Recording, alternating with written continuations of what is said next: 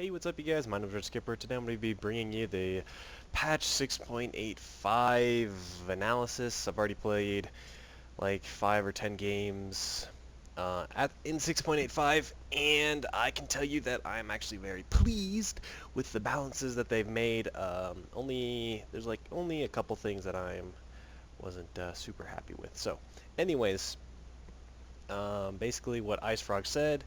For anybody that doesn't know, IceFrog is the developer of Dota 2, or of Dota, and then Valve bought the rights to make Dota 2, but he still controls all the major updates, and yeah, he still makes all the changes and everything like that, and not Valve. But anyways, um, so we are going to be looking at the 6.85 update, and basically what IceRock had said is that 6.85 was just going to be a balancing patch. There's not going to be anything huge that'll come after the first major, which is Frankfurt. So probably look to get the 6.86 update um, after that. So, and that patch might include one of the new heroes, but I honestly don't know. So anyways, um, I've already read through this, and I'm sure a lot of you have already. But if you really want my thoughts, probably like the 20 of you that maybe probably not even 20 that want my thoughts on this patch, feel free to stick around for probably it's gonna take like an hour or so to go through everything. Most of it's pretty minor. There are a few pretty major things, but other than that, it's fairly minor. And then at the end, I'll probably give my thoughts on, let me set myself to, okay, apparently I can't, okay, cool.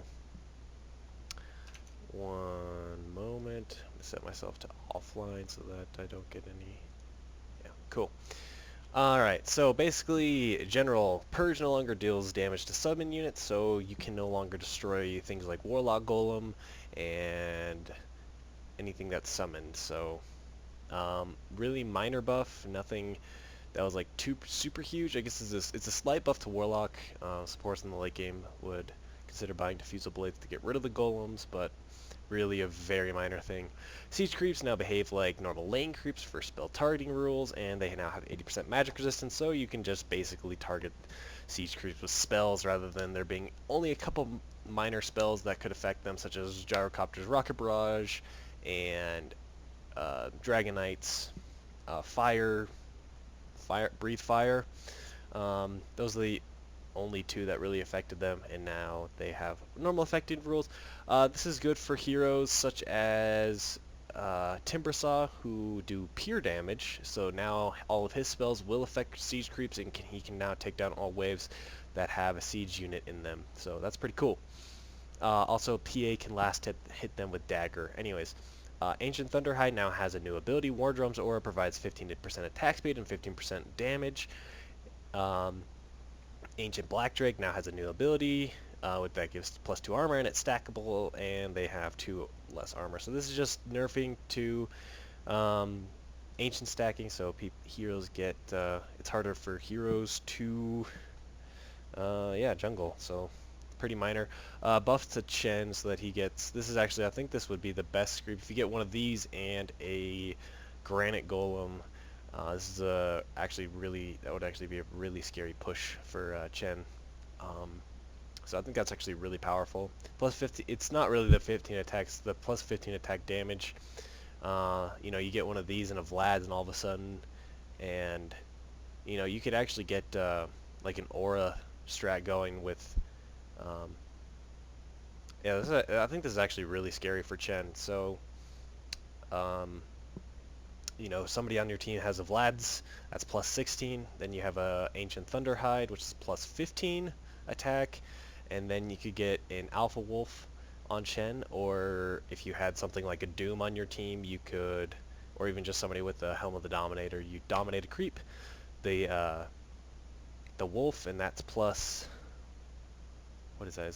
It's plus, I think it's another plus 20% or 30%. I'm not entirely sure. But so basically, you're almost gonna get let's call it, yeah. It'll probably be if you have all those, it's like plus 50% damage, which is really crazy, actually. So that's pretty cool. Fix the following abilities not being sealed by break, nether toxin, blah blah blah. Nothing really that important. Anyways, Abaddon Miscoil cooldown from 5 to 4.5, not that big of a deal. I think the second thing is a bit bigger. Aghanims on Abaddon was actually pretty good. It was very underutilized though. So basically you get 35% damage reduction to all your heroes when Abaddon pops his ultimate, and since they changed it last patch so that he could pop his ultimate whenever, if you had an Axe, all of a sudden he just runs into the middle of the fight with all your carries and pops his ultimate even if he's at full health, and they get 35% damage reduction, so that's pretty cool. And now they get a 50% damage reduction, which is even better. I don't know if that'll make the hero any better. He's still a support role, probably doesn't really get the farm for an Axe. He generally plays hard 5, so, but still nice. Alchemist, Acid Spray, increase, doesn't really matter. Grievel's Greed, that really hardly ever comes in handy. This hero's still garbage. Ancient Apparition, I think this is one of now the best supports in the entire game, but not because of this buff. This is a very slight buff, so now you can cast Cold Feet from a safe distance away. I'll get into why AA is going to be one of the best supports in the entire game, but I'll talk about that at the end of the video with balancing and the meta and all that fun stuff. Anti-Mage got a very slight nerf. He got Blink reduced, so now it's Scale, so now you can't really do the 1-1. I mean, you can still do the 1-1-1 build and then stats, but I think you should probably get at least 2 points into Blink now. Just for so basically you need 2 points of Blink to make it a level 1 Blink, as good as level 1. So I think it's a very minor nerf. I think he's still going to be ridiculous. He's still a very good carry. So I think this is good, but I was expecting a little bit more. I really wasn't sure how they were going to nerf him. Really, I think the only way that you could nerf Anti-Mage is to nerf the meta, or is to change the meta, because right now he's an interesting hero. Anyways, Bane Enfeeble cooldown, nobody cares because nobody ever skills that. Brain Sap Mana, really good change because he was a super mana intensive hero and has a lot of mana issues. Now they've made it scale, so it's a little bit better. Fiend's Grip sometimes not granting True Sight. Okay, so they just fixed it. Flame Break damage over time reduced from 50 damage per second to 25, 30, 35, 40, and then they increased the time duration. So now at level 1 it's 70, and level 2 or 70. Sorry, level 1 it's 75, level 2 it's 120, level 3 it's 175, right? I think level 4 is 240, and this is better because if you get large amounts of sticky napalm, it's quite devastating.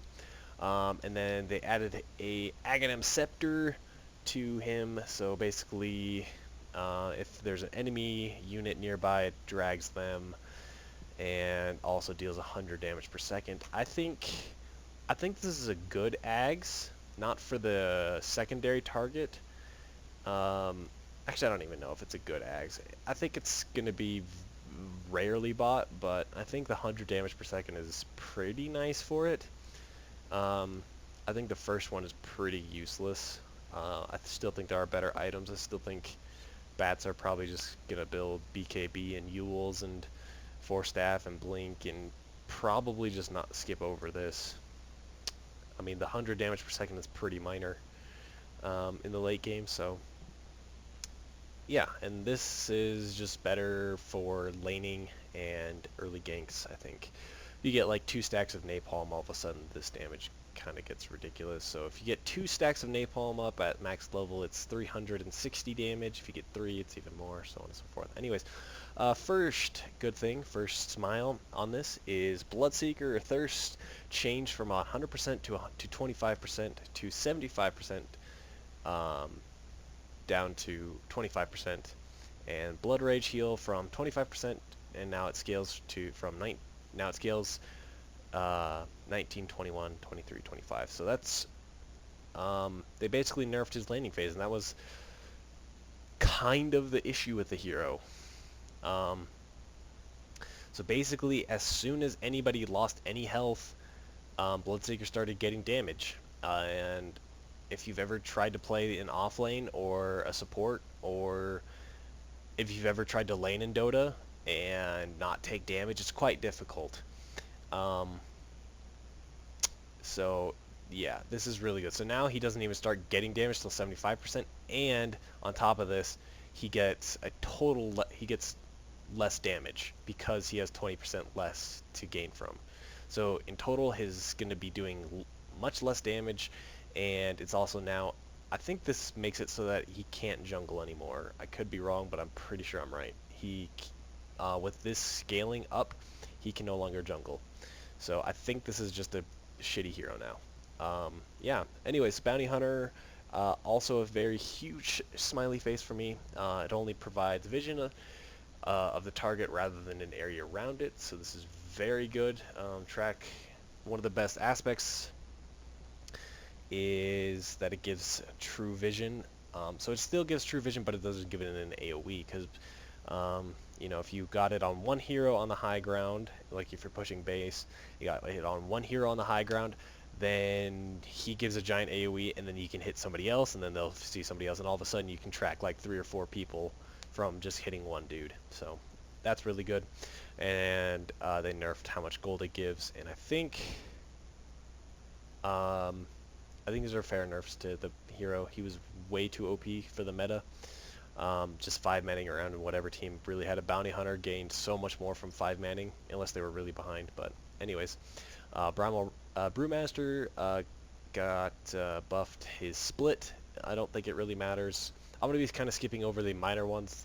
I think even though he's still one of my favorite heroes, I think he's still gonna be pretty bad. I mean, his boulder still does no damage, and nobody really cares about this spell.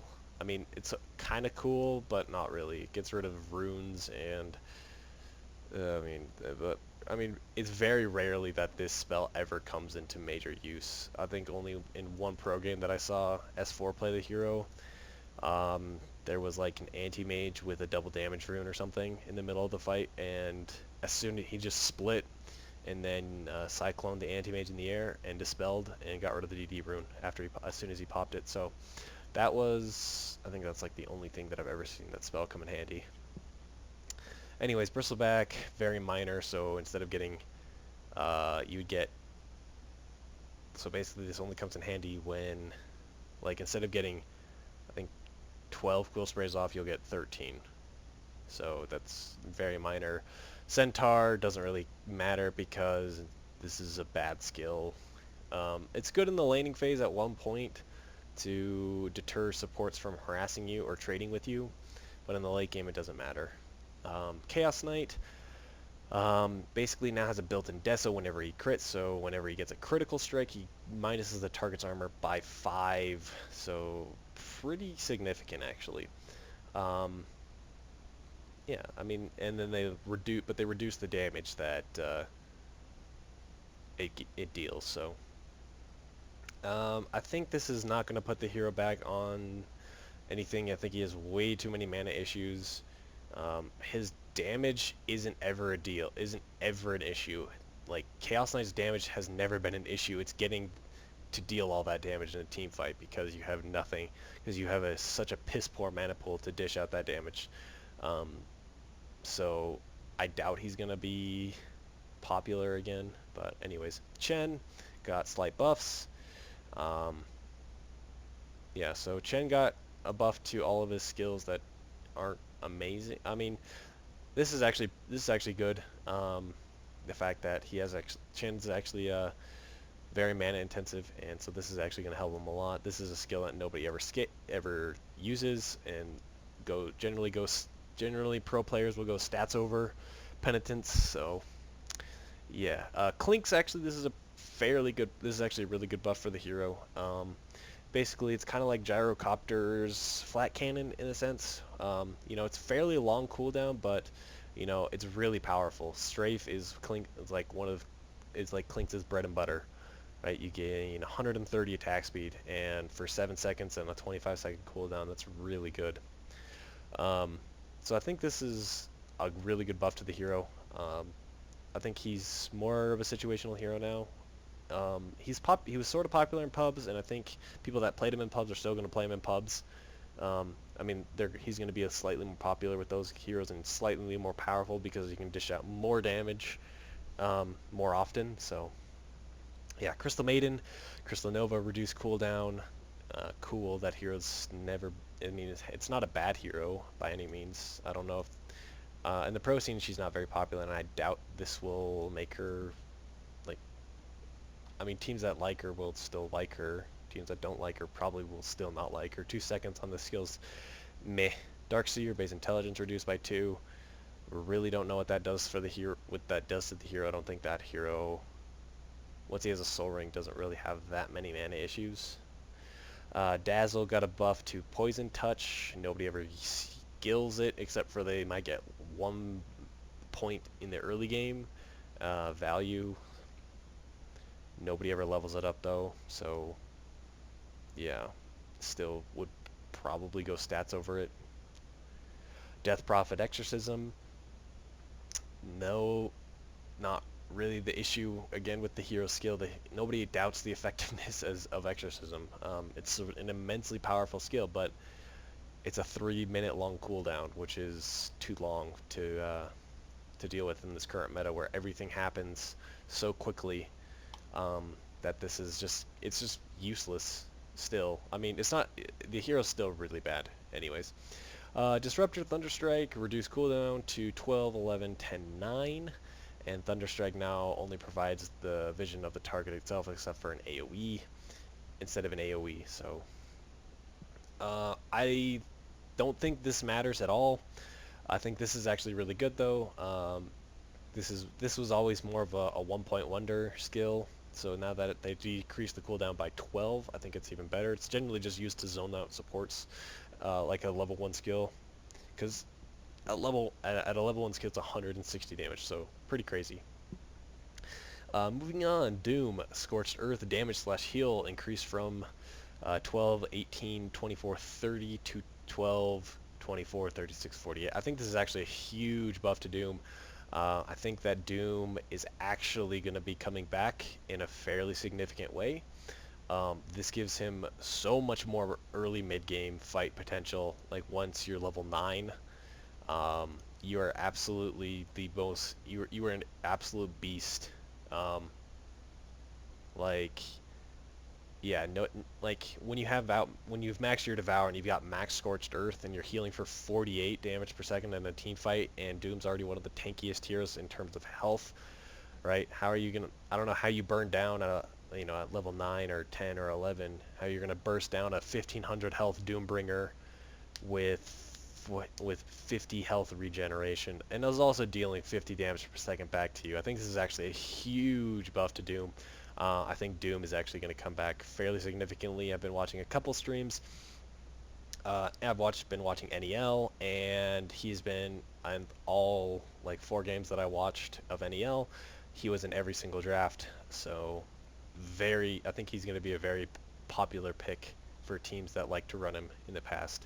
I think Chinese teams are going to really love this hero again. So anyways, level death, cooldown reduced, sort of a very minor buff, but I think this is the big one. So anyways, Dragon Knight, Breathe Fire.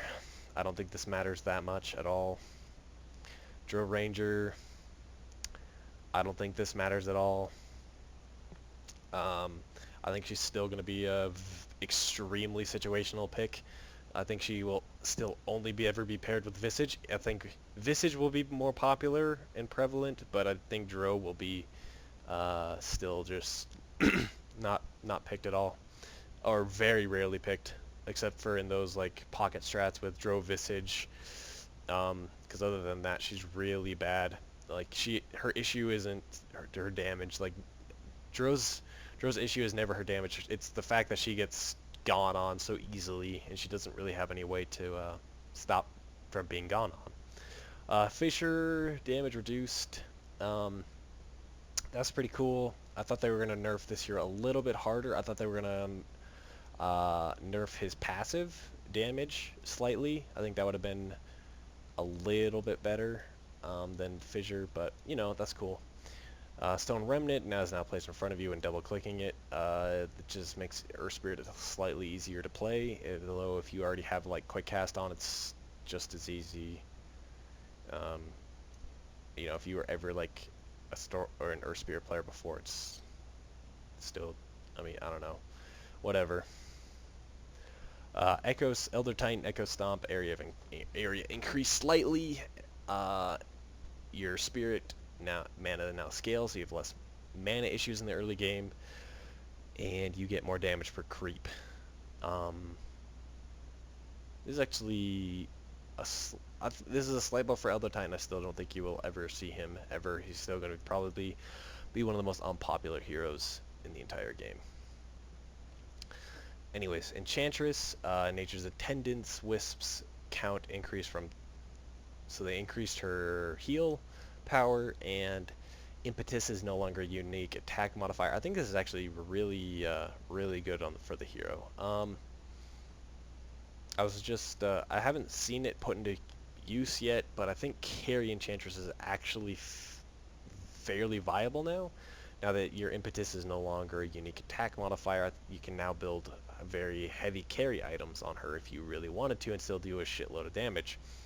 I think she kind of has the potential to be the like I guess 2 patches ago sniper, with like if you built Scotty on her, all of a sudden you just can't really run at her, and she's really fast, and so she can kind of just go away and run away from you. Like if you built Phase Boots, I mean, it's a really kind of like how Sniper was built last patch. You know, if you built Phase Boots and then Mask of Madness, and all of a sudden you're a really effective jungler, you don't even take up a lane, you're more of a 4 position, but all of a sudden you come out of the jungle with like Phase Boots, Mom, you know, those kinds of items. And then, you know, late game you get like an Assault Cuirass and, you know, a Scotty and a Butter, or, you know, well, whatever, like a Hex, and all of a sudden nobody can really come near you because you're running really fast with everything, and then you just hit them with Scotty and Lifesteal, and you do a shitload of damage through BKB even, because Impetus goes through BKB. So I think that could be experimented with. I don't know if we'll see it in the pro scene. Maybe we'll see it a couple times in the pros, in a pro game. I don't know. I doubt I'll see it in pubs though. Maybe a team. Maybe there might be like one team that'll experiment with Carry Enchantress. But other than that, whatever. Enigma.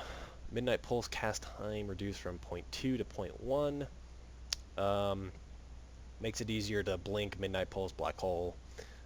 Area of effect decreased, but black hole radius increased by a little bit as well. So very minor buffs to Enigma. I think he'll still be an extremely situational hero.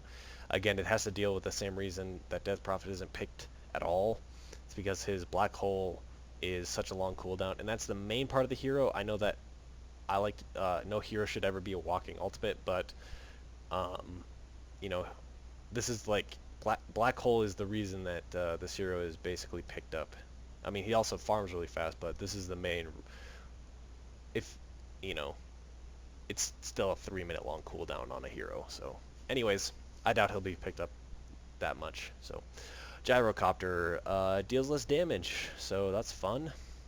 Makes him a little bit less scary in the early game. Yeah, that's about all I can say. Call down no longer pierce the spell immunity. I think this is a very good change, so that BKB carries are no longer like, you know, you don't move at freaking a glacier speed towards the Gyrocopter. Anyways, so I think that's is a good nerf to Gyrocopter. He's definitely still a very, very viable pick with Flat Cannon. He still does a lot of damage with Rocket Barrage, and still does a lot of damage in the early game with just call down damage. So I think he's still a very powerful hero. I think he is still a tier 1 carry for teams that liked him, and then maybe moved to like tier 2 for teams that were considered him not like, they didn't run him that much, but I still think he will be run by teams that run him and like him, and yeah, I think he's basically still very powerful. First nerf that I did not see coming. I don't think this hero really deserved a nerf. This hero is extremely situational, and I have no idea why he got nerfed. I don't think he ever deserved a nerf in the first place. But anyways, so Berserker's blood and magic resistance per stack reduced from 4, 5, 6, 7 to 3, 4, 5, 6. So before this, Huskar's magic resistance, if you had 14 stacks on, basically he's sitting at almost death. Sat him at 98%. So if it was 14 times 7, so it's 98% magic resistance plus the 25 base, and I think the math is like it's like 99.5% magic resistance on the hero. So basically you're immune to magic, essentially. And that was really that's really ridiculous, right? I mean, it's not ridiculous. That's what made the hero. And now they've reduced it so that the max is now 86%. I believe that's the math. So, yeah, 80 or 84%. So, right, yeah, 98 minus 14. Yeah, I'm dumb. So now at 14 stacks, he sits at 84%, and now you're like, oh, well, it's just 84%. Yeah, but think of it like this. So, like, you had, let's say Lena, for example, because that's a very easy example.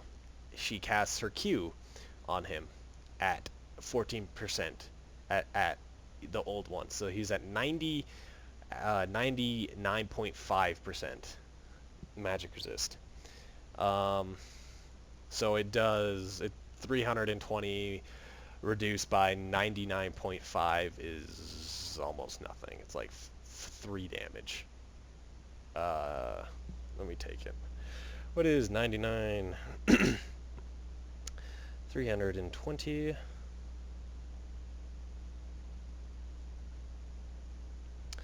It does 1.6 damage to Huskar if he has 14 stacks. Now we take it and we do and now it's 84 plus the 25, so it's something like 88, or the way that it stacks, and so it's like 88. We'll call it 88% magic resistance. I'm just doing this on my phone right now. 8. What did I say? It was 88%, right? Okay. All right.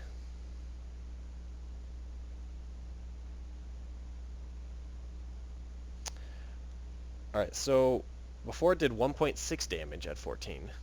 Now it does 38.4 damage.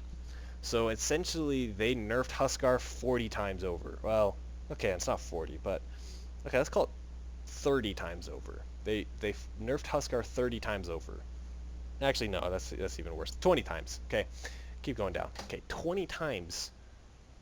That's how badly he got nerfed when you consider the magic resistance. So basically, instead of Lena's Q doing 1.6, now it does almost 40 damage, and to a Huskar that's actually very significant. 40 damage on a Huskar is really big, especially when he's only sitting, when he has those 14 stacks at like 200 or 300 health, depending. Actually, probably even lower than that. So, all of a sudden you take away 40 damage, he's really scared. You can actually spam him with spells now, so very significant nerf to Huskar. Next one, Invoker. sorry, I kind of got hung up on Huskar. I really enjoyed playing this hero a little bit. I was never really good with him, but now I'm sad that I can't. He's not really he used to just be like, if it was the right game for Huskar, it was a free win game, and now it's more like, it's not really a free win anymore. Not every game that's good for Huskar is a free win, because you can actually now burst him with magic. You can still, okay, I should put quotations, you can now, compared to what you could have done before with magic spells, now you quote-unquote burst him down. Alright, the first major buff, Invoker, intelligence growth base increased from 3.2 to 4.0. Alacrity, speed slash damage increased from 20 to 80 to 30 to 90. Aghanim Scepter now provides one level to the stats provided by Wex, Quas, and Exhort on all invoked spells. So now that instead of there being 7 levels, there is now 8 levels when you have an Ags. And Max Deafening Blast, this, I don't know what that means, but I tested it out in a private lobby. It's still just the same as it ever was. You just press the button and it goes off in a circle around you. So anyways, I think this hero is now completely overly buffed, and at least in pubs, I think you're going to be seeing any Invoker player that plays a lot of Invoker is going to be like the most godlike. I think if there are any good Invoker players, they're going to be godlike, because of this buff. Not because of this buff essentially, but it's very powerful. So now what you can do is, so max level Forged Spirits now have 1,000 health. They do, I think, over 100 damage. I think it's like 102 damage on them. And now you can throw Alacrity on one of your Forged Spirits. So that's fun. So now you have a 200 damage summon unit. So that's fun. You have a 200 damage summon unit, because also Alacrity gets increased with an Ag, so now it gives 100 to 100, so it gives 100 bonus damage, 100 attack speed. So now you have a machine gun of a Forged Spirit dealing 200 damage to your tower. That's fun. Also, the fact that he can throw it on himself and do 100 damage to you at max level, but you know, we'll save that for another conversation. As well as all of his other spells doing way more damage. Max level Sunstrike is now like 550 pure damage. Ridiculous. And the more major fact is that they basically nerfed 4 of the very popular mid heroes. They nerfed the shit out of Storm Spirit. They nerfed Lena a slight bit. They nerfed Leshrac to the fucking ground. And a Bloodseeker who wasn't really popular, but he still could go middle against an Invoker and do really well against him. So now that those heroes are all trash, now you've basically made Invoker godlike in the mid lane. There's only now a couple tier 1 mid laners that still exist. You have Windrunner, Shadow Fiend. Puck is now up there as well because of the nerfs to the other heroes. Lena, I guess, is still fairly good. Like, her Q is still very powerful. But anyways, I think Invoker's godlike now. For those of people that are really good at Invoker, I think pro teams that have amazing Invoker players are going to be running it, pro teams are going to have to start banning Invoker against those players, because players like Black and some of the Chinese teams, Ferrari, who plays at both of those guys play absolutely sick Invokers. So, like, I think you would definitely be crazy not to ban Invokers against those types of teams that have godlike Invokers. And in pubs, he's just going to, like, any really good Invoker players now are just going to be even more ridiculous. So yeah. Jakiro, Dual Breath, Fire Wave now moves as same as the Ice Wave, but the Ice Wave still comes out first, so that's fun. Dual Breath increased slight amount. It scales much better. This was pointed out to me while I was watching one of the patch analysis from a pro player. He's like, what was this scaling? 26 to 56. That's a weird scaling. It's twice as good from 2 to 3 and now it scales normally. And then Ice Path range increase by 1100 to 1200. These are very minor nerfs to, or not minor nerfs, very minor buffs to the hero, and I think it's actually pretty good buffs. This actually gives dual breath. I think this gives it potential to get skilled by if you ever draft support Jakiro. I think it's now it's a situational support rather than it being pretty bad, or it used to be very situational, and now I think it's just a regular situational hero. You could definitely see it being drafted and put into some drafts, so that's cool. Juggernaut, Blade Fear damage increased um, basically at all levels. Makes Spin Juggernaut better, but I mean he's mostly still a right clicker. Keep of the Light, Chakra Magic, nobody cares really at all, except for like if you do Coddle plus Ogre. I think that's still pretty funny to watch. Kunkka Tidebringer got increased, X marks the spot, all got increased, X marks the spot cooldown got increased, Ghost Ship cast point reduced. Still think this year is going to be garbage. I think support Kunkka slightly better because of the cast range buff and the at level 1, so you get a little bit extra on the first couple levels. And then the cooldown at 8 seconds is actually really good. You can actually now send your allies back to base, so you can X marks them to spot, X marks them, they could TP, and then 8 seconds later you bring them back, and then it's off cooldown again.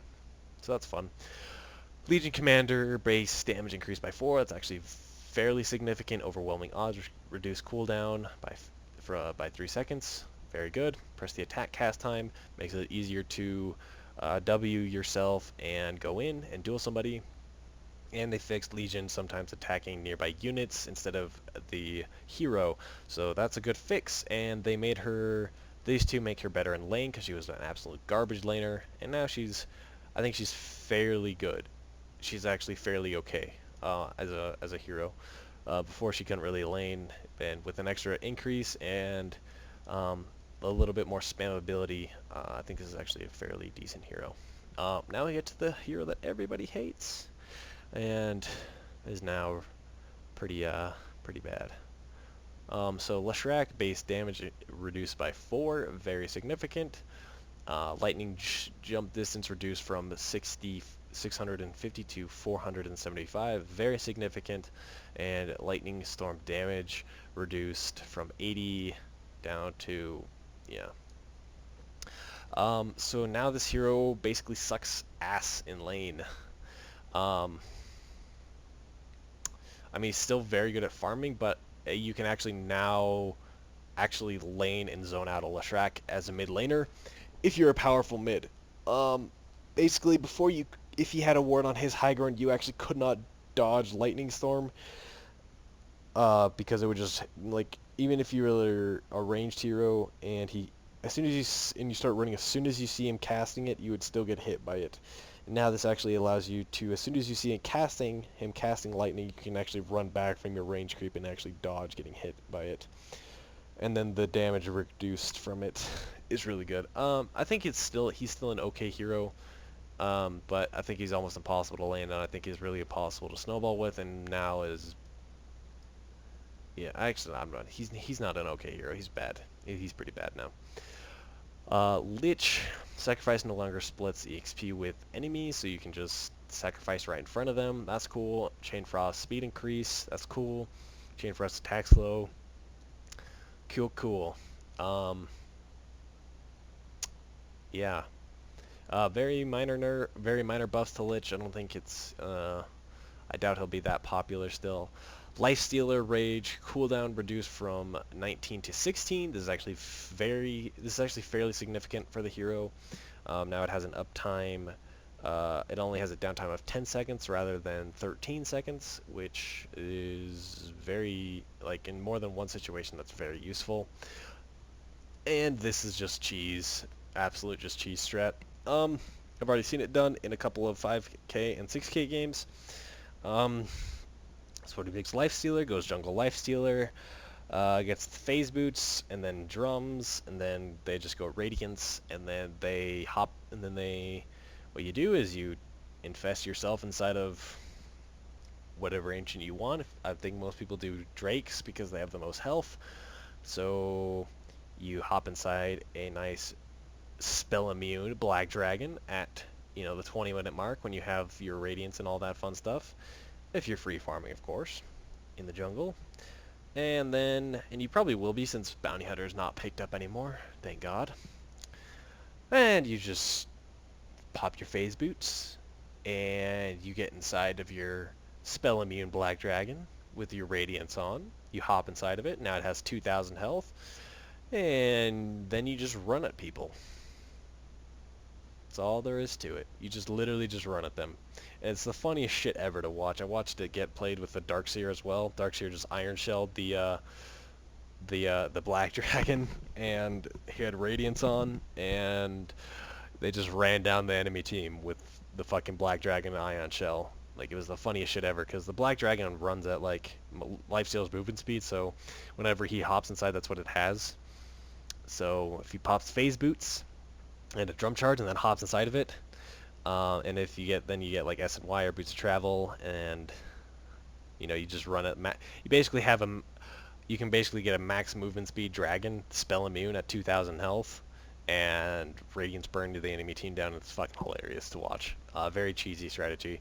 Kind of want to do it, but I have a little bit of self-respect, sort of. Light strike away, damage reduced. Very good nerf to Lina. This was a ridiculous level 1 nuke.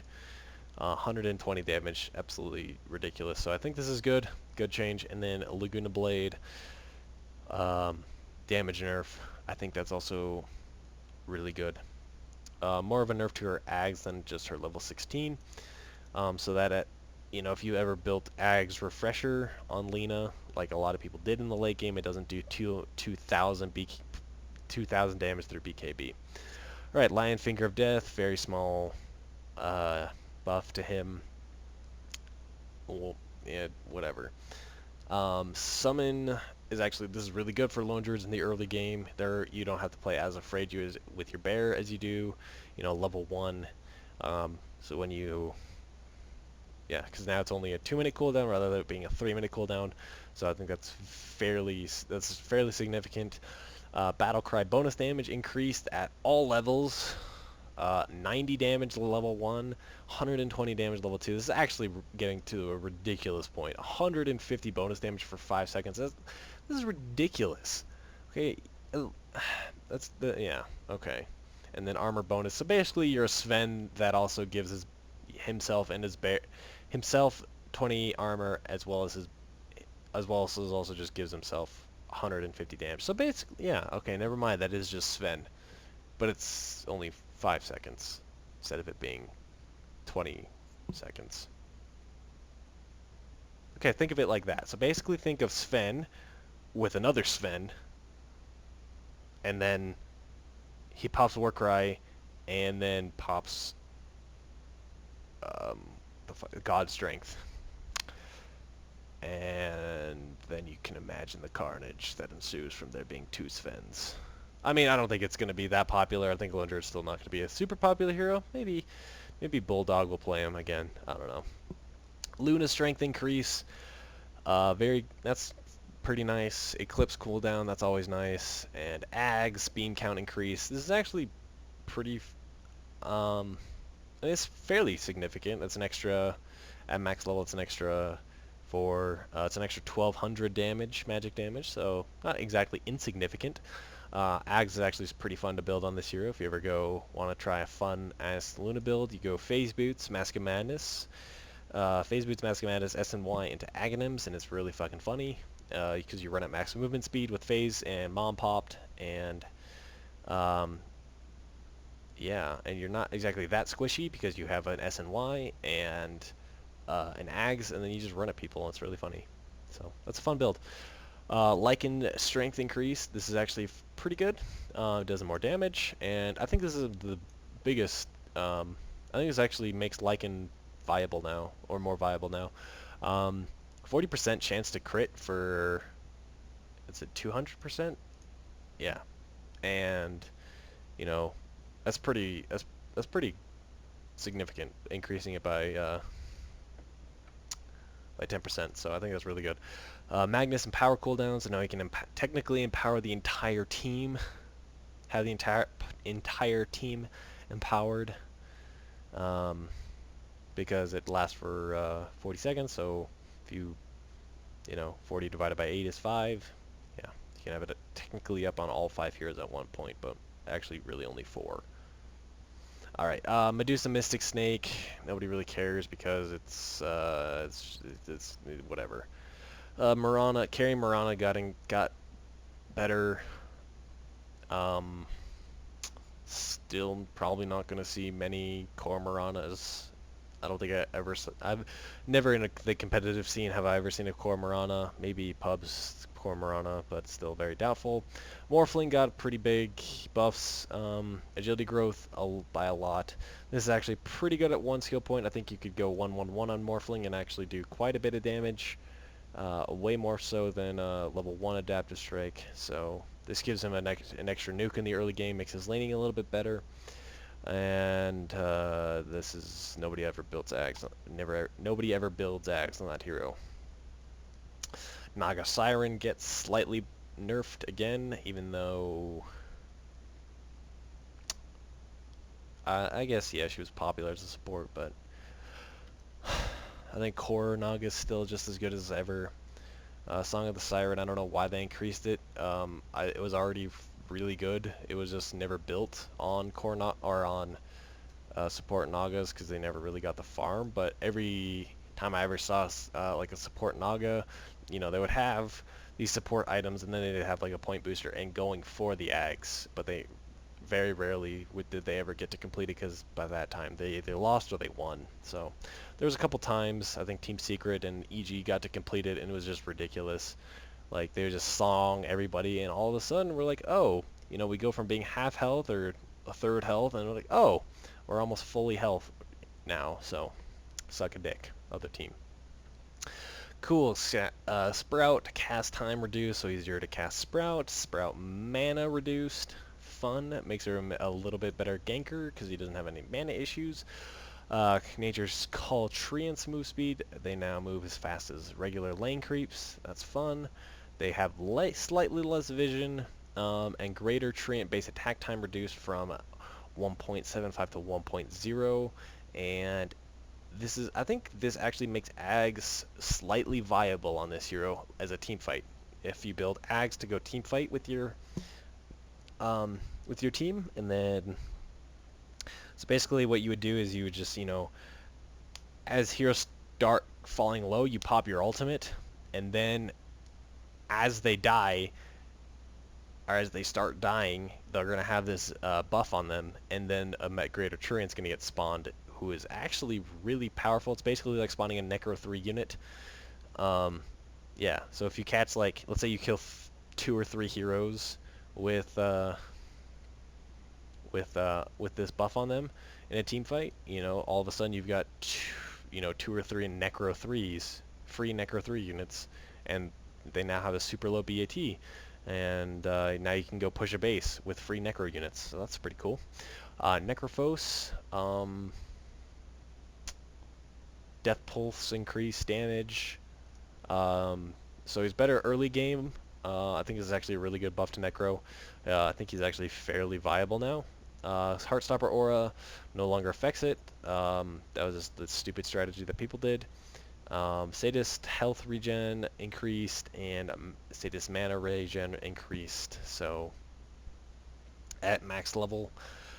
So I think Necrophos is actually a fairly viable hero as a carry / middle, so that's pretty cool.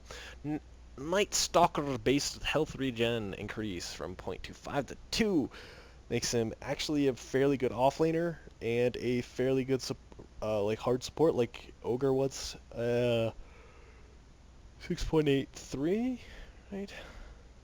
Whenever they increased that, was that 6.83 or 6.82? I don't remember. Anyways, yeah. So I think he's actually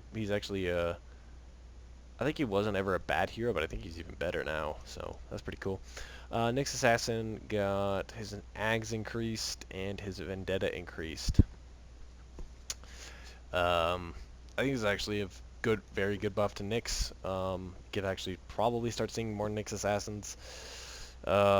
Ogre, base armor increased by 1. He is now ridiculous. He has 8 base armor, okay, plus 2 or plus 3 base region, so he is absolutely ridiculous. He can have Bloodlust Towers, and Bloodlust was also increased, and they fixed Bloodlust not affecting spell immune allies. I actually played Ogre. He was actually pretty cool.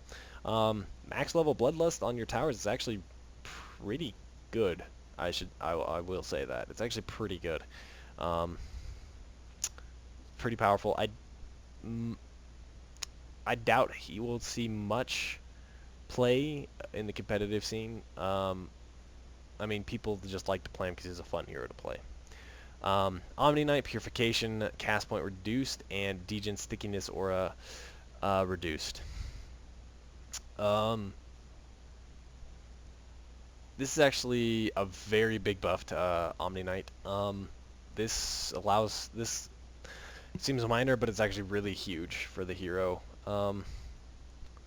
Yeah, it was a fairly long cast point now, and now it's fairly short. It's easier for you to save heroes, heal heroes, all that good stuff. The only thing that really held him back, now the only thing that held him back is cast point, or not cast point, cast range. So I don't really want to go through Oracle. He got a lot of changes, but I don't think it matters that much because nobody ever fucking plays this hero, and he's still, I think, nobody's ever gonna play him. If you want to read, yeah, fuck it, I'll read it through. He got a 0-point cast. He got a 0-point cast time on his Fortune's End, so his Q got the cast range increased, it got the radius increased, the damage was nerfed, but the cooldown was upped, so it technically does more damage, because you can get off more in a team fight and do more damage. Fate's Edict no longer amplifies incoming non-magic damage, so it no longer provides an amplified damage, so it's really not that good to throw it on an enemy carry anymore. And it's more, you should just basically kind of use it as an Abaddon Aphotic shield, but yeah. So now it provides purge ability rules, so you can purge slows, but that's also what your ultimate does. I don't like this hero at all. It's really bad, I think. He's still, yeah, bad. OD got his strength gain increased by a fair bit, so he's going to be quite a bit tankier. Sanity's Eclipse now always removes 40% of the affected hero's mana. That's why I didn't really care about the Medusa buff, because all of a sudden you just throw OD into the mix and all of her mana goes away anyways. So whatever. It's now even worse against OD. Sanity's Eclipse mana loss no longer pierces spell immunity. I mean, Medusa really barely. I mean, yeah, whatever. I mean, heroes that care about it don't really build BKB. I mean, occasionally Medusas build BKB, but she mostly just stands there and hits you with a bunch of stat items and damage, and yeah, kills your entire team. Cast range increased. That's good. And the Ags doesn't give him extra cast range. Don't really. Still not a very good hero, I doubt. Actually, I take that back. He might see a little bit of play if Invoker comes back, because it's literally impossible to lane an Invoker or a Puck against an OD. But then if you lane OD, then I mean, it all comes down to like the drafts.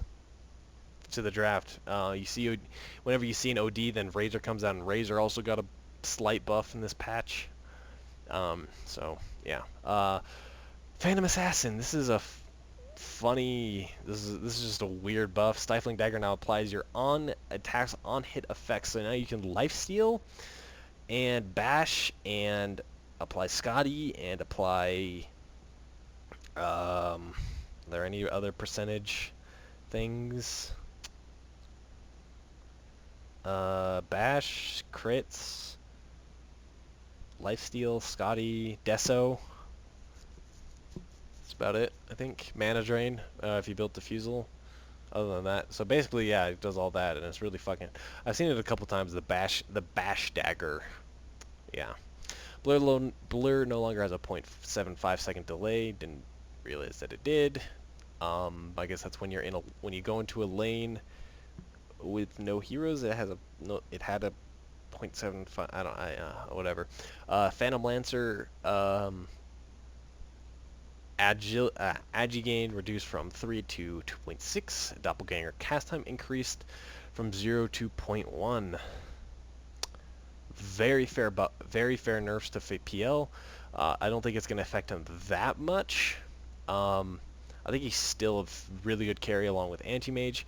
The Doppelganger cast time it's not a huge deal. The 0 point is like, there are almost no spells that it's going to affect that much. The only one that I can think of is Yelena Yule's. The stun out of Yule's. You could dodge because it's a 0 point cast time. If you were like spam clicking it out of Yule's, you could easily get it off and dodge it. Maybe it'll help. It's harder to dodge things like Shackle, I guess. But other than that, most spells that you're trying to dodge are going to have far greater cast time than...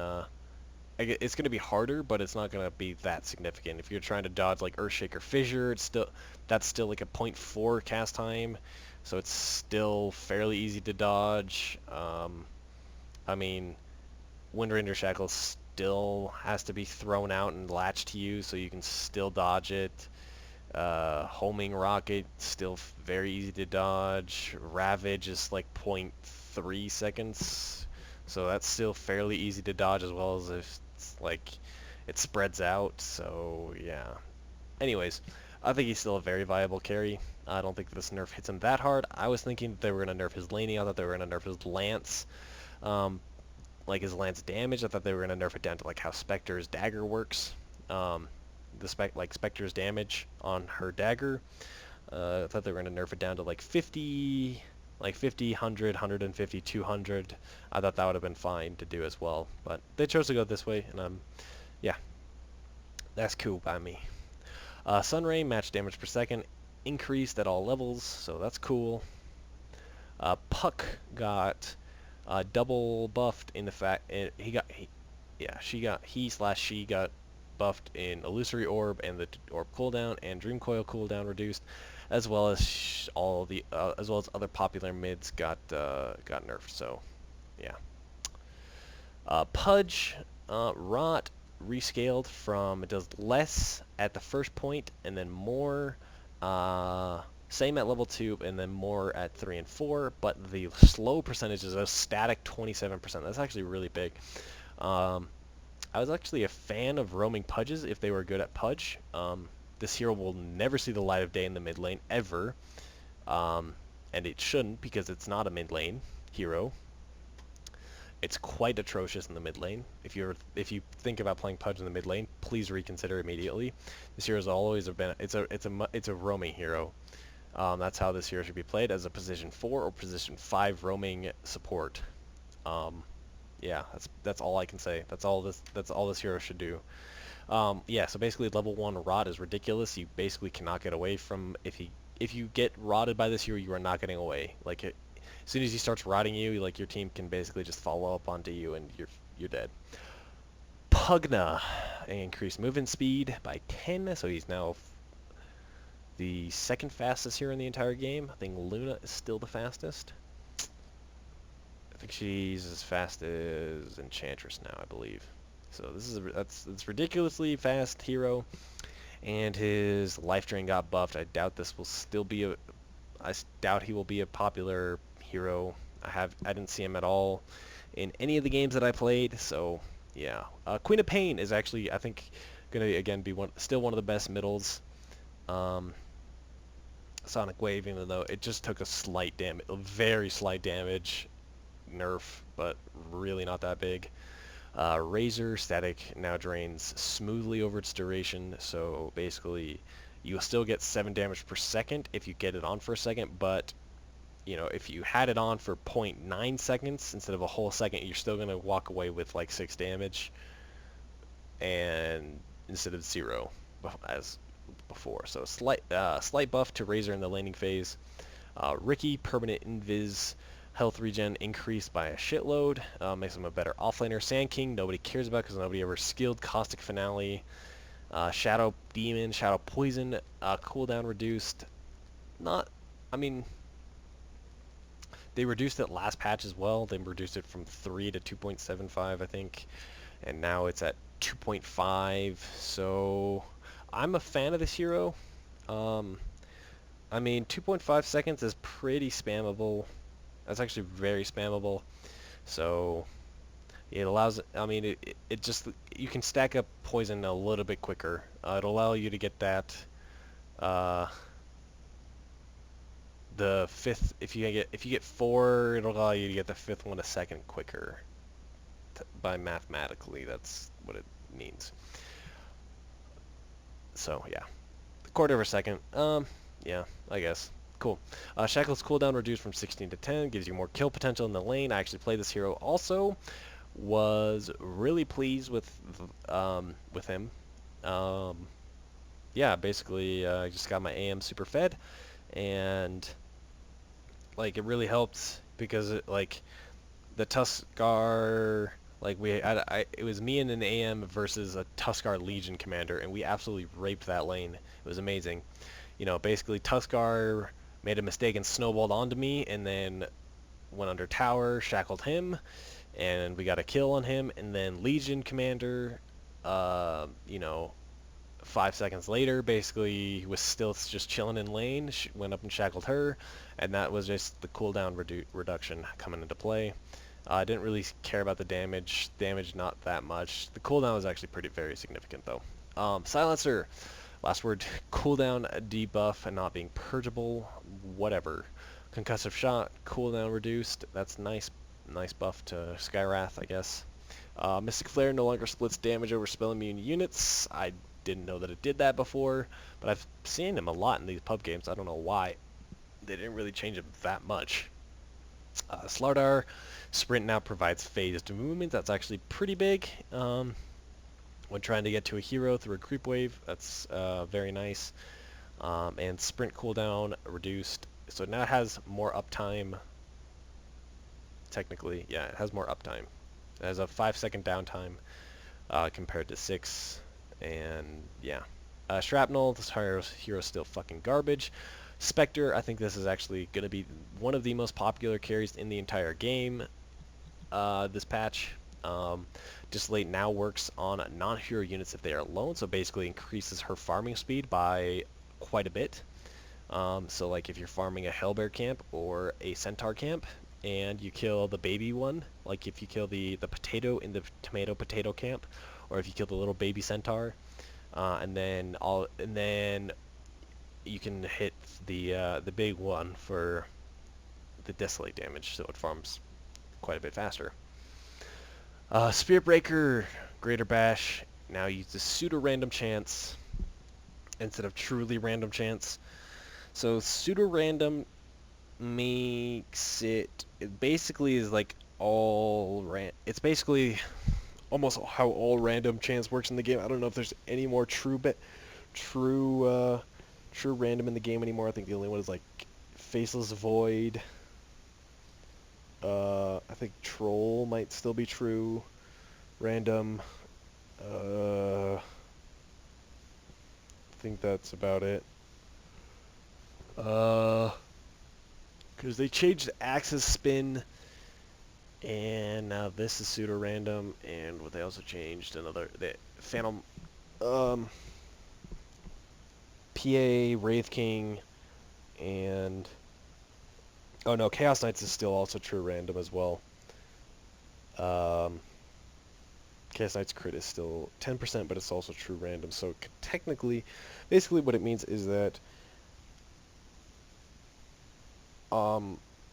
you can there's points for Spirit Breaker, you know, you never ever get a bash. Oh, also I think Root is no longer isn't pseudo random, so that's also true random.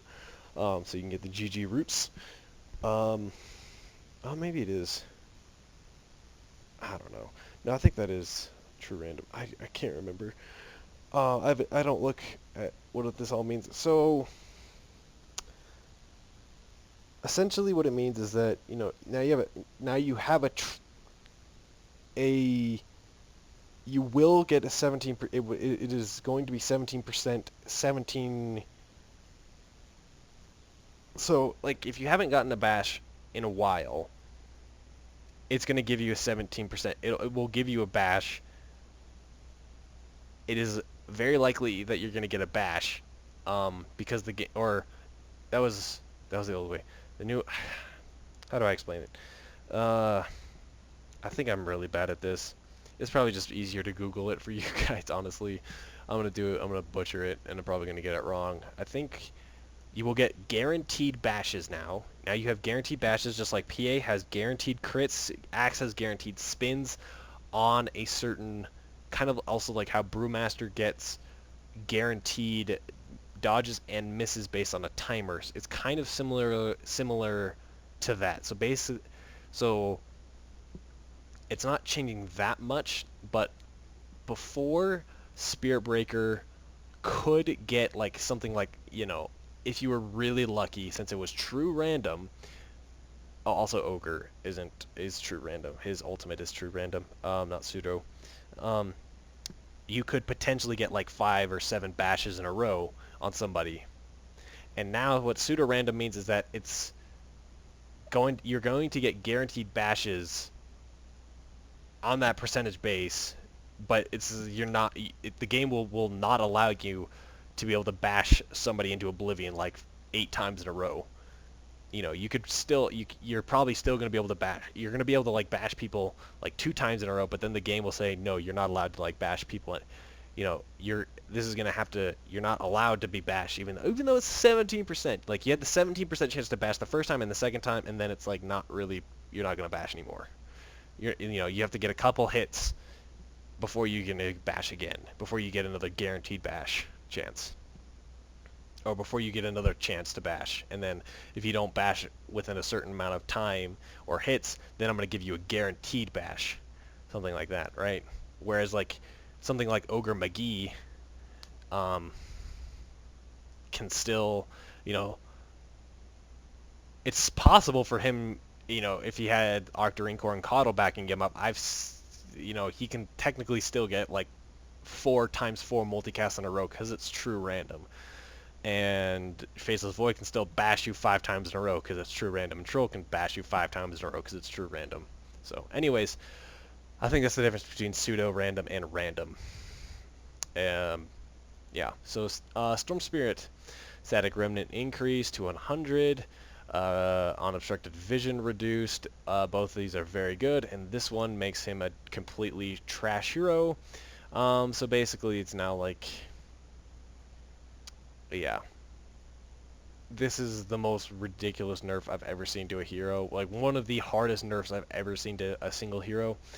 Because your mana is the most important part to Storm Spirit, and yeah, this is gigantic. Like, your mana doesn't go anywhere near as far as it did. So like, let's say you had enough mana to do 10 jumps before. So you had enough mana to do 10 jumps. Now you have enough mana to do like 7 or 8 jumps. So very significant buffs, or very significant nerf to Storm Spirit. This hero is now in the dumpster garbage pile, and will probably not be seen for another patch or 2, and will probably be removed from pubs. Yeah. Sven, base intelligence increased by 2, so now he can throw 2 storm hammers. Great cleave increased, doesn't really matter at the late levels. He's still Sven. Yeah. Techies, the other now trash hero. Techie's mines are no longer triggered when destroyed, so they don't blow up when you kill them. So yeah, like his ultimate mines, I believe I think they patched it so that they're no longer bugged. When the patch first came out, they did last for forever.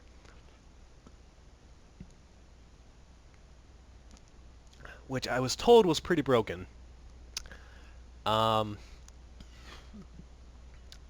But yeah, so now they don't give Yeah, no, they don't blow up, so now short-range supports can destroy them, carries can destroy them with Quelling Blade / Battle Fury, so now melees have a way to destroy them. Techie's Mines now give 10 gold for destroying them, so now purchasing sentries to destroy a stack of mines is actually not that bad. You don't get nothing out of purchasing those. Landmines and cooldown are reduced by 50%, but the damage is reduced by 50%. So this right here goes hand in hand with this. So now you need twice as many mines to kill somebody, but you also get twice as many gold because the stacks are going to be twice as big. So whereas you needed like five mines to kill somebody, now you need 10 mines, and now a sentry ward. Now you get a full gold out of your sentry ward, basically. So you purchased a stack for 200, put one down, demine a stack of 10, now you get 100 gold back, and yeah, you just got 100 gold for killing some mines. Cool. Really good. Like, that's amazing for supports. Landmines no longer have a max count, but it doesn't matter because you get free gold for killing them. Yay! They no longer block neutral camps. That's nice. And they no longer stack exactly on top of each other. Cool. Yeah, I think this is going to be a hero that's now thrown into the garbage pile. Terrorblade temporarily removed from Captain's Mode. Reflection, it now affects all enemy heroes in an AoE of effect. This is a hero that's being highly experimented with in pubs right now. Yeah, that's about all I can say about it. I have yet to see him be that effective. Um, but yeah, I've yet to see. I really have yet to see him to be like, be like, oh wow, that was significant. Um, most of the time it's like, this is that was cute, but it didn't do that much, really, at all. I don't know. Maybe I'm wrong. I didn't seem like to be that effective. I know that it was pretty. It's very powerful, but um, a lot of people are still doing their right now. They're experimenting with maxing Q, so they're basically sacrificing all of their farming potential by not skilling their illusions, and or a huge section of your farming potential by not skilling illusions, just getting Q and then going to fights, and it's not exactly working out. I think you should still do the same skill build. I think it's actually because there was Wagamama was experimenting with going max Q before when it did a 60% move and attack speed slow, like in the mid lane when you max it out, and very significant. So you could actually man fight somebody really hard. And now I don't think that skill build is good anymore. I think they made it so that the old skill build it's good. So where you max Metamorphosis, you max Illusions, and then you get your ultimate as normal. But you don't go stats over Reflection. Now Reflection actually has a place in the game that you would actually get it. But you shouldn't. I don't know. I don't understand why people are going 404 and max and then getting your ultimate, because that makes no sense to me. Like, you're sacrificing a lot of damage. Like, your illusions hit for a hell of a lot of damage. They also farm really quickly. Like, terrible. That's like his illusions are some of the most powerful illusions. Well, they're the second most powerful illusions next to Darkseer Wall and Phantasm illusions. Okay, I can't even. Okay, I'll count. So the third most powerful illusions in the entire game. Which is very significant. And now, I mean, they've made them faster to spawn them, but that also means it's harder to dodge things.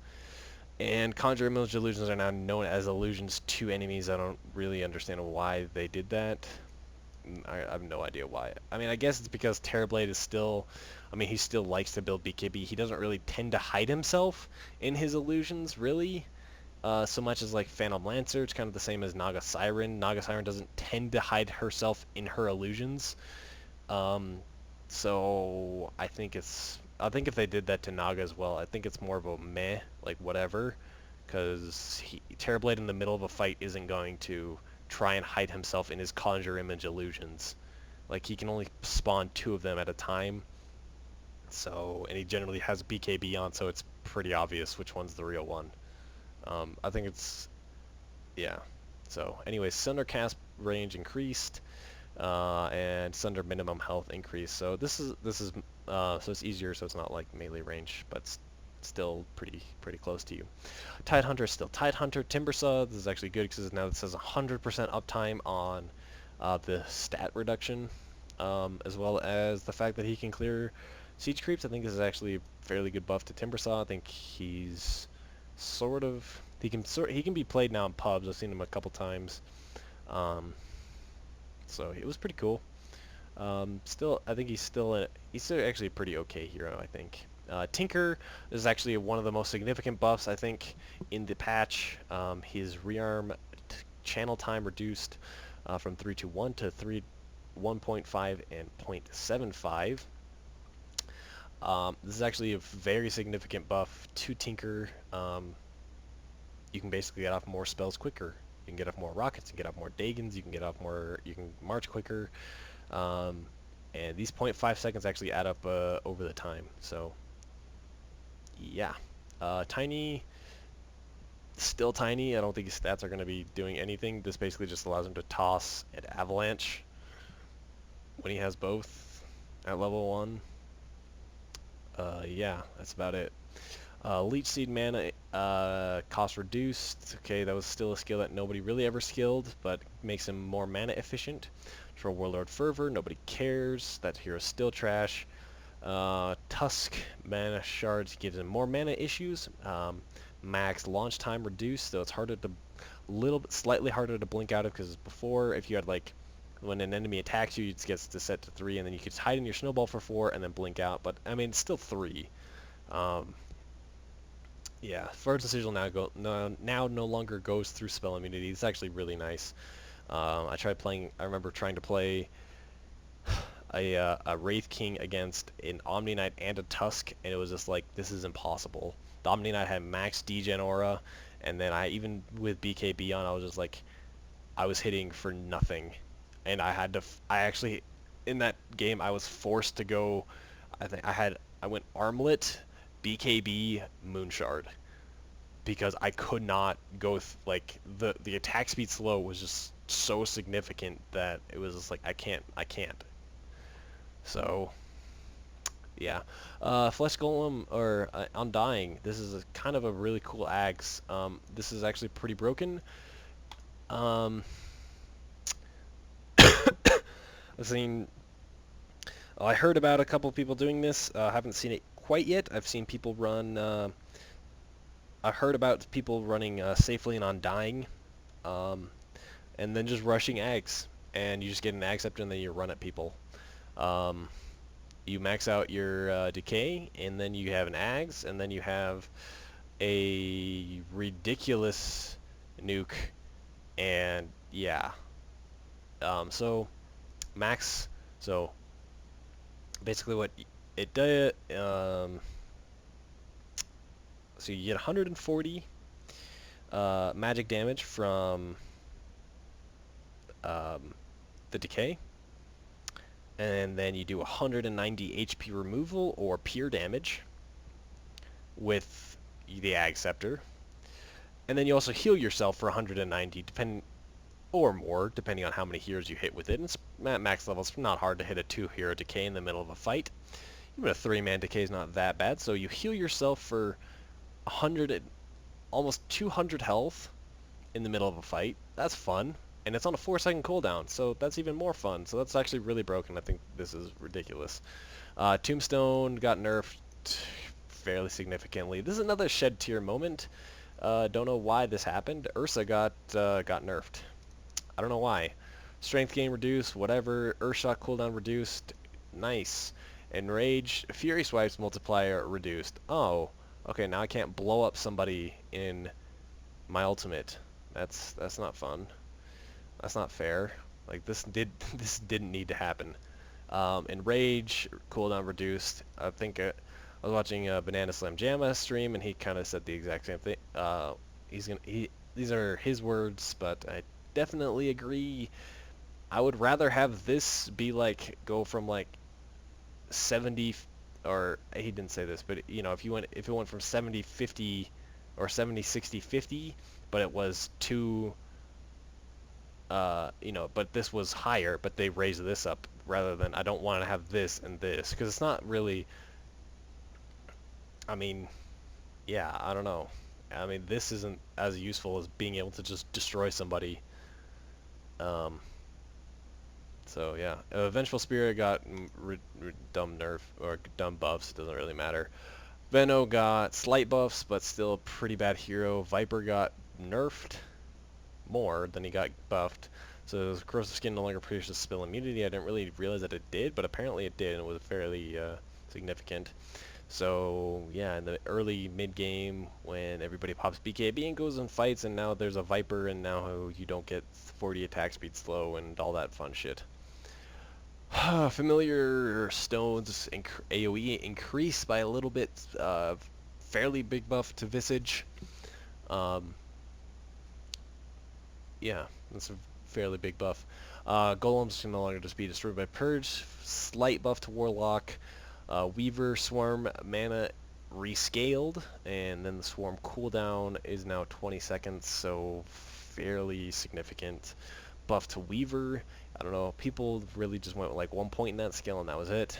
Winter's Curse on Winter Weaver no longer affects spell immune allies in the area. That was a very needed nerf to the hero because it was kind of stupid that she had an AoE BKB disable. Yeah. Death Ward damage increased overall, but it no longer bounces. So basically buying Scepter on this hero no longer deals more damage, it just gives you bounces, so fairly good. Wraith King at base damage increased by 7. That is a lot of damage, so now he hits for an average of 62 at level 1, I believe. Vampiric Aura no longer shows the healing if he's in the Fog of War, so like if there's a Wraith King with Vampiric Aura, and you're ganking somebody in the bot lane, like you're all smoked up, or you're just in the fog, and all of a sudden the enemy carry or whoever you're trying to gank starts seeing like the little green above the creeps, obviously that there's somebody in the area and he needs to run the fuck away or blink away or do something because you see that, and then nobody cares about Aghanims on that hero. The following target items are now like Bottle, self-cast by default, and can only be cast on allies with control. Clarity, Mango, Healing Salve. So basically it just takes one click and you cast it on yourself instead of having to double click, or click on it and then click yourself. And then you have to control click it to give it to an ally like you do with tangos and bottle charges, and yeah, that kind of fun stuff. Aegis got a slight buff and now gives temporary ground vision where you are reincarnating. I think that's pretty good. I wish they would do that. Actually, I don't know if they do that with, I don't know if Wraith King's Ultimate does that. Maybe it does. Bloodstone got nerfed by quite a bit. Reduces the amount. So basically it used to be, so if you were level 20 and you had, or yeah, if you were level 15 and you had 15 Bloodstone charges, you would instantly respawn. You would basically instantly respawn. So now it's changed that if you have 15 and if you have 15 charges and you're level 15, it's going to take, you know, it's not going to be instant. It'll be quick, but it's not going to be instant. Bloodstone no longer reduces gold loss on death, so if you suicide, you still lose gold. Actually, if you just die, I think it reduced a lot of gold loss.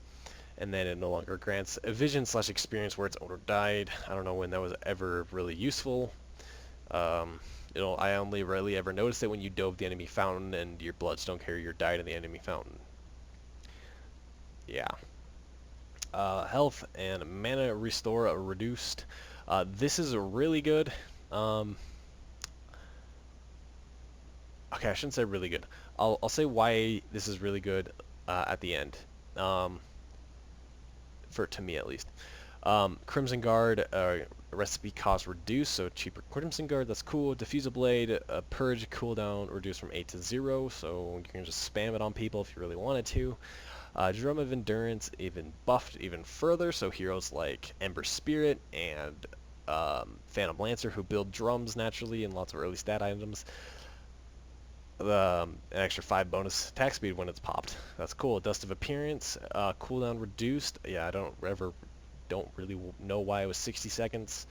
And this is actually really nice buff to Enchanted Mango. So when you build like a Stout Shield or a Ring of Protection, and then you could get a Tango Salve and a mango, and that was it. And you had 40 gold left over. But now that it's 25 gold less, you can get mango, Ring of Protection, Tango Salve, and either a GG Branch or a Clarity if you want it. And that's really nice. Ethereal Blade cooldown reduced, so buff to Morphling, and here's that like E-Blade, so Tinker, well, not really Tinker, because Tinker doesn't give a shit about cooldowns. Ignore me on that part. I don't really know who else built E-Blades. Defensive E-Blades, I guess. I don't know. Yule's nerf, good. So nerf 2 heroes to Lena, and just people that like building Yules. Mostly Lena, though. It's harder for her to initiate on somebody. So, yeah. Guardian Greaves buff, that's nice. 45 to 40. That's cool. Glimmer Cape, Fade Time increased. This is still a very powerful item though, but these are all very fair nerfs to the item, but I still think it's an extremely powerful item and is probably going to still be built every game by every single support. And if you don't build it, you should, because it's a ridiculously powerful item. Heart of Trask.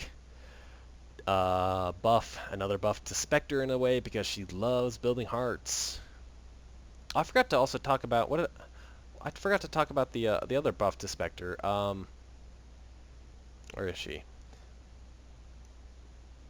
This is actually really good. This is actually a really big buff to her. So basically, you can build a shitload of really tank and armor items on her, and they will not get reduced.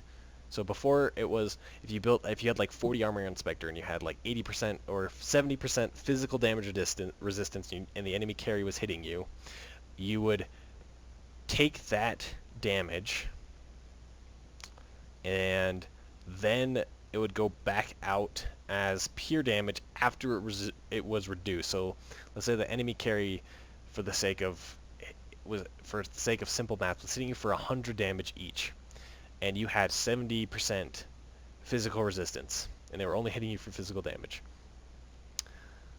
You would only reflect out 30 pure damage. Well, it would, you would reflect out 30, you would reflect out 10 at max level, right? It's 20, what is it, 22%, I think? I don't, fuck it, I don't want to know. But basically, you would only, if they were hitting you and you would, okay, you could only dish back out, you would reduce it down to 30, and then it would reduce that 30 by another percentage, and you would get your dispersion. Okay, now they changed it so that it would be it's that 100 that's reduced by the percentage and then dealt back instant without. So they take that 100, and then because it doesn't take resistances into effect now, your resistances. So, right, yeah. So it doesn't take your resistances into factor. So it would take that 100 physical damage, and then it would take the percentage of it. So I think at max level is 22%. I'm it's either 22 or 26. I'm 90% sure it's 22. So you do 22 physical damage back, and that 22 would be reduced by their armor. So if they're a lower armor hero, it's very good for you. So it's really devastating to supports now. So yeah. Alright, Heaven's Halberd can be disassembled. I don't think that will ever be a factor. Helman the Dominator now sets the unit's health to 1400. Cool. Helm of Iron Will is now reduced by 50 gold. So Helm of the Dominator is cheaper. Doesn't... yeah, whatever. Lotus Orb, Mana Shell cost reduced, and Echo Shell cooldown is reduced. I think this is actually a fairly viable item. in competitive play, not really so much in pubs, but this is actually I think this is actually a fairly good item now. Manta Style, Rain, they reduce the cooldown, and they reduce the mana cost, so another buff to heroes like Anti-Mage and Phantom Lancer. So they have 5... What's the uptime on that now? It should be fairly high. Should, like, the downtime should only be like 5 seconds, I believe, on a hero like AM and PL, or is it maybe 10 seconds? I don't know. And then the mana, so that's, you get 40 less mana. That's really nice. Medallion of Courage, main thing, reduces half by Roshan, so you can no longer do Rosh as quickly as you could. Before, you could just be like, oh, my support got a 12-minute medallion, and let's just go Roche at, 13 minutes. As well as, like, there would just be weird heroes that just built medallion and had no reason to build medallion. Like, you'd just have, like, say you drafted, like, a Shadow Shaman, and then, like a Coddle, and then your Shadow Shaman just built a medallion so that you could go take Roche. I don't know, like, Shadow Shaman has no, like, he shouldn't be building a medallion, but he did. Or, like, things like Ogre McGee's would build medallions, and they had no reason to build it other than they just went for it. The other thing is that you can no longer cast it on spell immune enemies, so cool. Mjolnir buff, cool. Moonshard is the best thing about this is that you can just go now. I can now just go to the secret shop with my hero, like, I'm like farming, and then I'm like, oh yeah, I can build a Moonshard. Like, that's an item, and I don't have to go and fly my courier out, like, buy a recipe, put it on the courier, fly it out to the secret shop. I can just be like, oh, I'm just gonna go to the, like, I can just take my hero and, like, just run to the secret shop and just buy and drop an item, or, like, drop my boots, buy 2 hyperstones, and be on my way. That's the best thing about that. Necro buff, that's cool. Affects Oxstirring Core with Guardian Greaves, so now you can actually build Guardian Greaves Octarine Core on, like, Necrophos, and be like, have a 30-minute or 30-second mechanism timing, and it would actually affect you, whereas before it wouldn't affect you. So Pipe of Insight Aura now works on the carrier, so Pipe of Insight on the carrier now gives 43% magic resistance, so that's pretty cool. Phase Boots duration decreased, but you get you move faster. I think it's the same distance, but you get more movement speed for a little bit shorter time. Power Treads and Nerf, don't really know. I mean, I guess, they're a really powerful item, but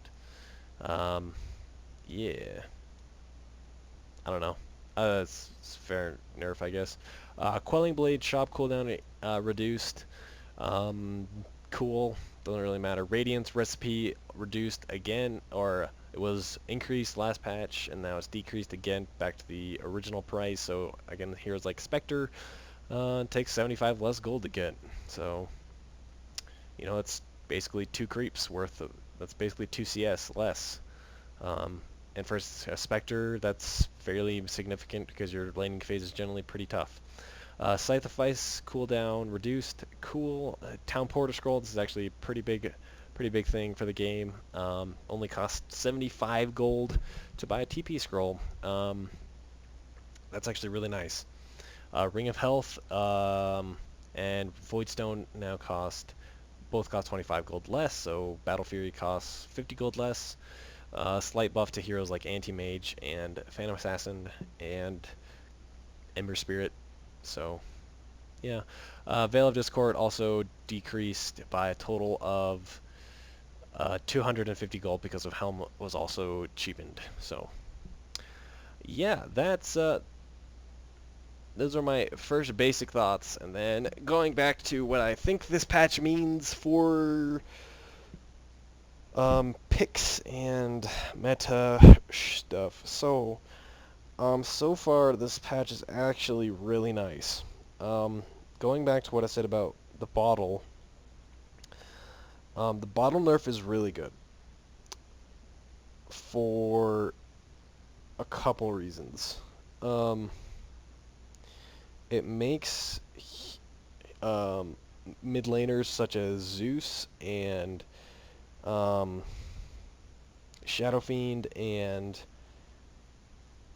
heroes like that a little bit better, I would say, um, because they don't use the bottle for health so much as they do mana. And heroes that use the bottle for health and mana regen get a slight nerf, but it also nerfs the entire mid lane. Um, so the mid lanes with a full bottle, you get 75 less health with a bottle. And with that, I mean, that helps nerf the mid lane because last in 6.4, the mid lane was the most ridiculous lane ever. If you won the mid lane significantly, you won Dota. That was it. Like the game would literally, like if your mid lane lost, and you could easily tell if your mid lane lost by like the 15-minute mark, and you would just be like, oh yeah, we lost the game at 15 minutes. Cool, this game's over. And for pubs at least. And now I think this patch has taken out um, a lot of that with hero nerfs as well as with the bottle nerf, and then just as well as the hero nerfs. Heroes like Storm and Lena and hero and Lesh and Bounty Hunter and Bloodseeker and Tuskar, slight nerfs to him. It's a buff because, you know, heroes like Lena and Bloodseeker and Storm and Lesh, like they would farm their mid lane and then they get a little bit of gold and then they go roam and then kill the carry or off lane or whatever and then just get super fed from there and then feeding off supports by roaming around. And now the mid lanes that are fairly popular, there's only like one like really big roamer, like Queen of Pain. That's like the only one that roams really early on. The other mids that are back. Oh, also Puck, I guess, is going to be pretty popular. But her roaming's not nearly as scary as like a Bloodseeker or Lesh or anything like that, where you couldn't really do anything about it. Like Puck, you can still, because her nukes are still fairly weak and are weak compared to the other heroes' nukes. Um, So I think it's really nice that the attention is going to get taken off the mid lane, and I think this is actually going to be thrown more uh, it's going to be more thrown on supports and carry, and I think you're going to see a lot of more aggro lanes in this pub patch, this pub meta for the next month or two until 6.86 comes out. And so, yeah, get ready to... I mean, Spectre's going to be really powerful, but you just need to, you need to protect your Spectre. If you're a support, you really need to protect your carry more than really ever. And because I think it's really going to be the games are going to be mostly on on the off lane to like aggro to off lane to kill the carry and uh, supports not. I mean, supports are not, like roaming supports are not nearly as good anymore. Um, it's really going to be about holding your lane together and getting farm and outplaying your opponents in the safe lane and off lane. So, I mean, mid lane's still going to be really important, but it's not going to be like, oh, my Leshrack's 3-0. All right, we won Dota. That's cool. It's over, basically. That's basically what that meant. If you saw a Leshrack on the other team being 3-0 and your carry was like, oh, I'm just like a Phantom Lancer or, you know, an Ursa or anything like that, you're just like, oh, well, alright, cool. I don't know what to do anymore. Guess we lost. Um, yeah. Because like, I can't really fight a Leshrack who's got a 15-minute Bloodstone or 14-minute Bloodstone. And I can't really fight a Storm Spirit that has a 15-minute Orchid, Treads, Soul Ring, Bottle. Like, I don't know how to fight that. I have no idea. I don't know how to fight a Lena that has Huel Scepter at 10 minutes into the game. Yeah, fuck that. Now it's gonna be, so I think it's gonna be better. In that sense, I think heroes like Doom are going to come back. Like I said, heroes like Doom are going to come back into the off lane and potentially into the safe lane with the new Scorched Earth. So I think that'll be he could be pretty powerful in the early game. I mean, he's already really powerful. He was pretty scary in pubs. He was underplayed, but if you ever got like an Ags on a Doom, it was kind of ridiculous. So yeah, I think that's how the it's going to change from what I've seen this far, and just reading what all that stuff says. It's now back more even on all of the lanes rather than just so mid lane focused. Yeah, than it was.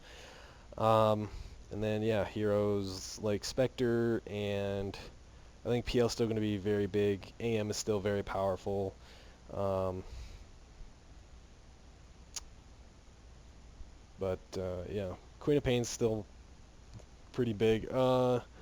So I don't know. Enjoy your pubs, and I hope you guys, if you watch this entire video, I commend you, my friends, for sticking around for this long. I don't know how long I've been going for. I don't have a timer. Um, I'm assuming probably like an hour and a half now. So yeah, I hope you guys enjoyed this. I hope you enjoyed my thoughts and maybe take away something on this video. And we'll see if I got anything right. Maybe I'm completely wrong, but I think that's how everything's gonna work out. So, and I'm completely happy right now. I don't see that many. I see a couple Bloodseekers. I don't really see. I never see Lashrak anymore. I don't see Lena. One hero that I actually I was really surprised that didn't get nerfed at all was Windrunner. I think that hero is actually one of the most cancerous and broken heroes in the entire game, and like good broken. So I think she needed significant nerfs actually, along with Lena and Lesh and Bounty Hunter and Bloodseeker. And I was surprised when I looked at the thing and she'd got nothing. She didn't get buffed. She didn't get nerfed. She got nothing. They the hero is actually like too powerful for literally anything to go against her. Um, like I got to play a carry gyrocopter a couple days ago. Completely 6-slotted gyrocopter against a 4-slotted Windrunner with Aghanims, Blink Dagger, BKB, Daedalus, and then like Boots Travel.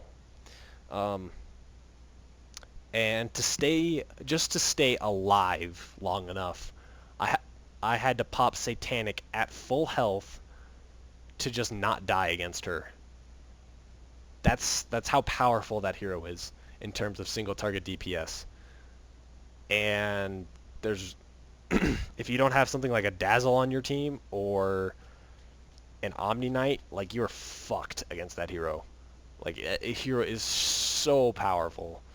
I think it's retarded how a blink. All you have to do is have Blink Dagger and an Ags and a Daedalus, and if you get a Shackle Shot onto an enemy carry, it doesn't matter if he's 6-slotted, 4-slotted, 2-slotted. You know, if you just have those 3 items and you just blink Shackle and you hit it and you hit your Shackle, you can kill that carry from full to 0, no matter what hero it is. You can kill a 4,000 health PL. You can kill 2,000 or 3,000 health anti-mage. You can kill. I mean, the only hero that you really can't kill is a Medusa, but you can still shred her probably down to like half. Yeah, it's actually just ridiculous. Like, I don't even know. Like that hero is it's too powerful of a hero.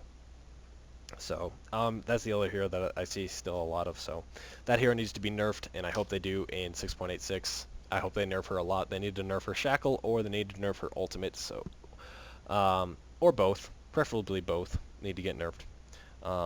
That hero has been it's too good. It was good in 6.83, and now it's even better in 6.84, and it's still just as good in 6.85. So yeah. Hope you guys enjoyed the video. If you did, leave a comment and a rating, and if you want more, please feel free to subscribe, and I'll see you guys in the next video. Thank you guys so much for watching. Have a great day.